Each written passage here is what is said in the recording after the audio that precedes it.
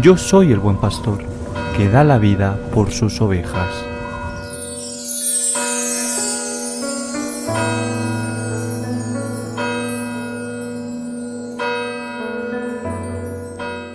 En aquel tiempo, Herodes había mandado prender a Juan y lo había metido en la cárcel encadenado.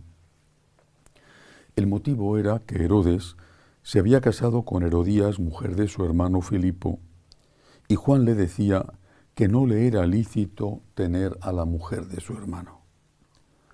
Herodías aborrecía a Juan y quería matarlo, pero no podía, porque Herodes respetaba a Juan sabiendo que era un hombre justo y santo y lo defendía.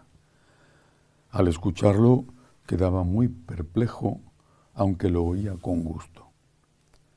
La ocasión llegó cuando Herodes por su cumpleaños dio un banquete a sus magnates, a sus oficiales y a la gente principal de Galilea. La hija de Herodías entró y danzó, gustando mucho a Herodes y a los convidados. El rey le dijo a la joven: «Pídeme lo que quieras, que te lo daré». Y le juró: «Te daré lo que me pidas, aunque sea la mitad de mi reino». Ella salió a preguntarle a su madre: «¿Qué le pido?». La madre le contestó: «La cabeza de Juan el Bautista». Entró ella enseguida a toda prisa, se acercó al rey y le pidió: «Quiero que ahora mismo me des en una bandeja la cabeza de Juan el Bautista». El rey se puso muy triste, pero por el juramento y los convidados no quiso desairarla. Enseguida le mandó a uno de su guardia que trajese la cabeza de Juan. Fue, lo decapitó en la cárcel, trajo la cabeza en una bandeja y se la entregó a la joven. La joven se la entregó a su madre. Al enterarse, sus discípulos fueron a recoger el cadáver y lo pusieron en un sepulcro. Palabra del Señor. Gloria a ti, Señor Jesús. Hoy celebramos esta memoria litúrgica del martirio de San Juan Bautista, con el conocidísimo relato del baile de Salomé y la decapitación de San Juan por instigación de la madre Herodías. Hay que decir que el texto evangélico no lo aclara, que no es que Herodes estaba casado con la mujer de su hermano, Herodías, es que Herodías seguía siendo la mujer de su hermano. Es decir, entre los judíos el divorcio era aceptadísimo, incluso me atrevo a decir. Si se hubiera divorciado no hubiera sido un problema para los judíos, pero no se había producido el divorcio. Estaba, por lo tanto, viviendo en una situación pública de incesto, es decir, estaba conviviendo maritalmente con la mujer de su hermano, con su cuñada. Esto, por lo tanto, sitúa aquel escándalo en otro nivel. No sabemos qué hubiera dicho San Juan, si hubiera habido divorcio previo, etc. Pero San Juan denunciaba algo que era para los judíos escandaloso, por supuesto para nosotros también. San Juan, creo que con razón, se le considera el primer mártir de la familia, porque defiende la familia. La unión de un hombre y una mujer legalmente establecida y para los católicos con la bendición del sacramento del matrimonio. San Juan defiende la familia, le cuesta la vida, la cárcel primero y después le cuesta la vida. Y ahora tenemos que preguntarnos si nosotros estamos defendiendo la familia, defendiendo nuestra familia y defendiendo la familia. Primer punto. Dice el texto que en aquella fiesta de cumpleaños el rey Herodes invitó a los nobles, a las personas importantes de Galilea, porque él no era el rey en Jerusalén. Jerusalén estaba gobernada por un mensajero, un enviado del emperador Poncio Pilatos. Dice que mandó a la gente de Galilea, que era la zona en la que él gobernaba, posiblemente sacerdotes, seguro.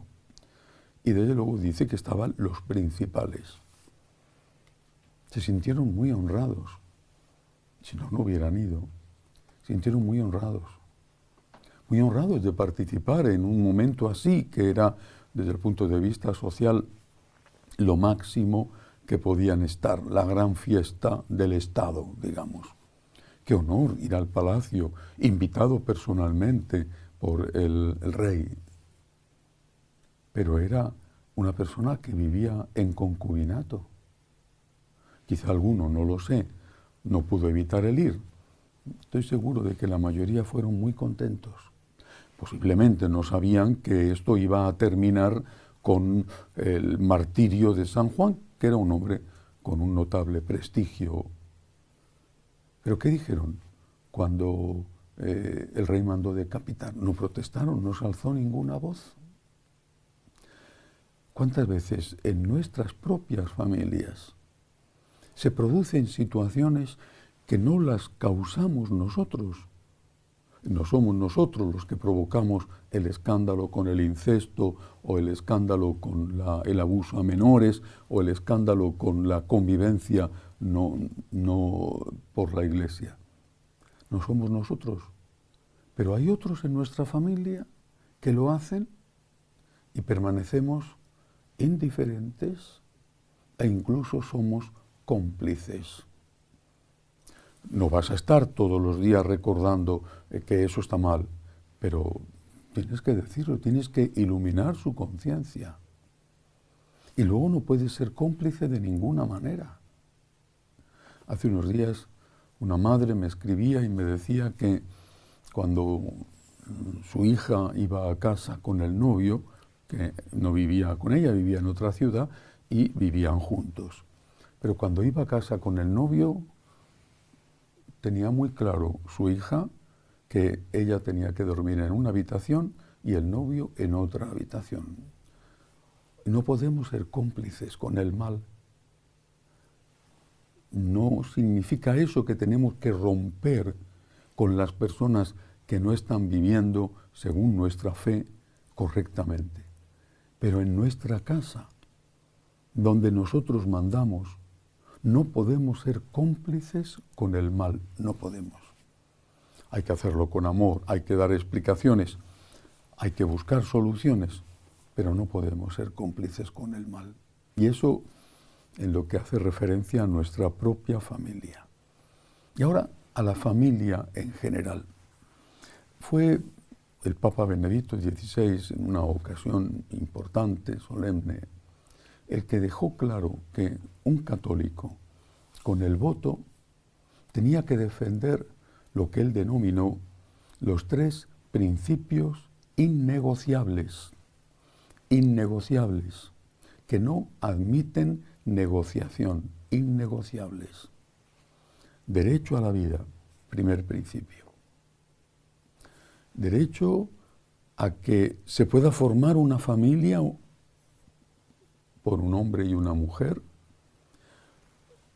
Por supuesto, imagínate que es un país que no es católico y hay protestantes, no tienen por qué casarse por la Iglesia, pero que se pueda producir ese matrimonio y por lo tanto rechazar cualquier otro tipo de unión que no sea la de un hombre y una mujer legalmente constituida. Por tanto, el Papa, y en aquella época no estaba tan desarrollado como hoy, estaba rechazando todo lo que significa el matrimonio homosexual. Tercer principio innegociable, el derecho de los padres a educar en la fe a sus propios hijos, a tener la última palabra sobre la educación de sus hijos, a que los niños no sean educados por el Estado, sino a que los padres puedan elegir la educación de sus hijos en aquellas cosas, repito, que son que hacen referencia a la fe y a la moral, no en matemáticas o en geografía. 3 principios innegociables, los 3 muy importantes. Por supuesto, el primero es el más importante porque si no hay vida, no hay nada más. Derecho a la vida. Con frecuencia me encuentro con católicos practicantes devotos incluso, que votan en sus respectivos países a políticos que en su programa tienen el aborto como un punto fundamental. ¿Cómo puedes ir a comulgar habiendo hecho eso? ¿No te das cuenta de que consciente o inconscientemente tus manos están manchadas de sangre? ¿Cómo puedes considerar que es lícito apoyar con tu voto a quien está promoviendo la muerte de los inocentes? Los datos del año pasado dicen que hubo más muertes en el mundo por abortos que por el resto de las enfermedades, epidemias, hambres, guerras, más por abortos, sin contar los abortos químicos, que la píldora del día siguiente se la toman y no se sabe si estaba o no estaba embarazada y por lo tanto si hubo o no hubo aborto. ¿Cómo podemos aceptar esto? El Papa Benedicto lo dejó totalmente claro. El Papa Francisco ha insistido en repetidas ocasiones en que no podemos dar nuestro apoyo a la muerte de los inocentes. Da igual, da igual. Primero, para estos católicos es el partido político. Ellos no creen en Dios, lo siento, no creen en Dios. Creen en su partido político, porque primero es el partido político, primero es el líder de su partido político. No creen en Dios, porque si uno cree en Dios, pone a Dios en el primer lugar de la vida. Dios no puede estar en el segundo lugar. Cuando Dios está en el segundo lugar, termina por estar en el último lugar. Si creemos en Dios, tenemos que hacer que Dios sea el primero en nuestro corazón y lo primero en nuestros intereses.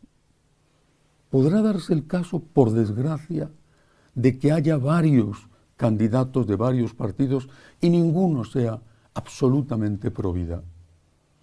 Y podrá darse el caso que los dos o todos sean favorables al aborto.